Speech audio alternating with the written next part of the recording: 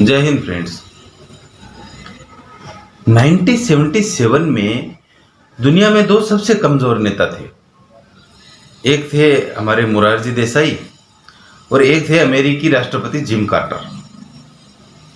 भारत का सौभाग्य था कि मोरारजी की सरकार 1.5 साल में गिर गई और इंदिरा गांधी जी की सरकार आई।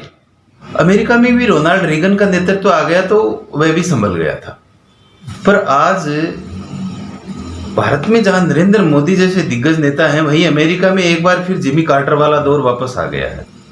जो बाइडेन को जिमी कार्टर से भी कमजोर राष्ट्रपति कहा जा रहा है। पहले तो शी जिनपिंग ने उन्हें ताइवान के मुद्दे को लेकर दो टूक कह दी। अब उन्हीं कमजोर लीडरशिप के कारण फ्रांस ने अमेरिका से अपने राजदूत वापस बुला लिए। प्रकरण कुछ यूं है मित्रों कि दुनिया तीसरे विश्व युद्ध की तरफ बढ़ रही है, जहां मित्र देश होंगे America, Bharat, Britain, Germany, France, Spain, Australia. वहीं धुरी राष्ट्र की भूमिका में रहेंगे रूस है, चीन है, ईरान है और आपका पाकिस्तान है। सैन्य दृष्टि से हम देखते हैं तो ऑस्ट्रेलिया अभी सैन्य दृष्टि से सबसे कमजोर राष्ट्र है और इसीलिए 2016 में ऑस्ट्रेलिया ने फ्रांस से एक पनडुब्बी खरीदने का समझौता किया था। अभी 3 दिन पहले अचानक वो समझौता ऑस्ट्रेलिया ने फ्रांस से कैंसिल कर दिया और उसके बदले अमेरिका अब ऑस्ट्रेलिया को वो पनडुब्बी बेचेगा। इससे फ्रांस बहुत नाराज हुआ और फ्रांस ने अमेरिका से अपने राजदूत वापस बुला दिए। उधर फ्रांस में 2022 में आम चुनाव है। अभी वहां पर वामपंथी और दक्षिणपंथियों की मिलीजुली सरकार चल रही है।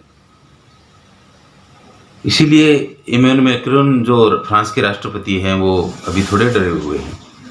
खबरें हैं कि फ्रांस अब अमेरिका से अपने सारे व्यापारिक रिश्ते खत्म करने की योजना बना रहा है, लेकिन मुझे नहीं लगता कि अमेरिकन ऑफिसर्स ऐसा होने देंगे। इसकी संभावना बहुत कम है।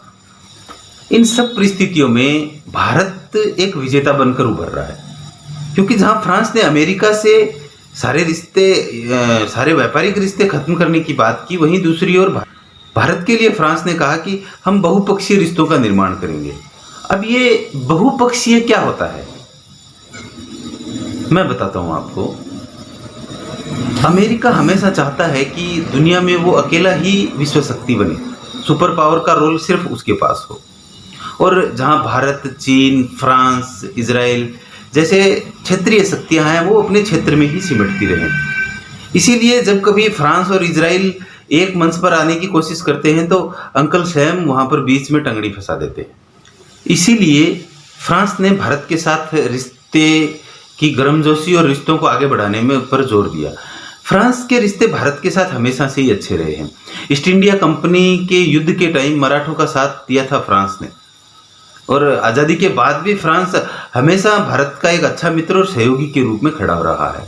इससे पहले भारत का रक्षा मित्र रूस, सोवियत संघ हुआ करता था, जिसका घटक अभी बचा रूस, जो कि आजकल खुद असमंजस में है। उसकी नीतियां चीन परस्त दिख रही हैं।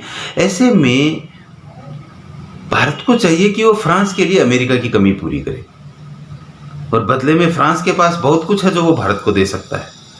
मेरी समझ से फ्रांस अमेरिका की तुलना में भारत के लिए हमेशा से बेहतर दोस्त और मित्र साबित होगा। और सबसे बड़ी बात यह है कि फ्रांस में सरकार किसी की भी रहे, पाकिस्तान उनका हमेशा से दुश्मन रहेगा। जबकि अमेरिका पाकिस्तान को शत्रु तभी समझता है जब अमेरिका में रिपब्लिकन की सरकार हो। भारत को चाहिए कि फ्रांस की कंपनियों को मेक इन इंडिया के तहत आमंत्रित करे और उन्हें उत्साहित करे। इमैनुअल मैक्रोन भारत के लिए बहुत ही अच्छे सिद्ध हुए हैं अभी तक। अभी फ्रांस में अगले साल चुनाव है और भारत के लिए जरूरी हो गया है कि फ्रांस में जिसकी भी सत्ता आए वो भारत प्रस्त हो। अब अगले साल के फ्रांस के चुनाव भी भारत के लिए महत्वपूर्ण है। अब फ्रांस में चुनाव के बाद सत्ता जिसकी भी आए, उसके नकारात्मक और सकारात्मक दोनों तरह के प्रभाव भारत पर अवश्य पड़ेंगे। जय हिंद मित्रों।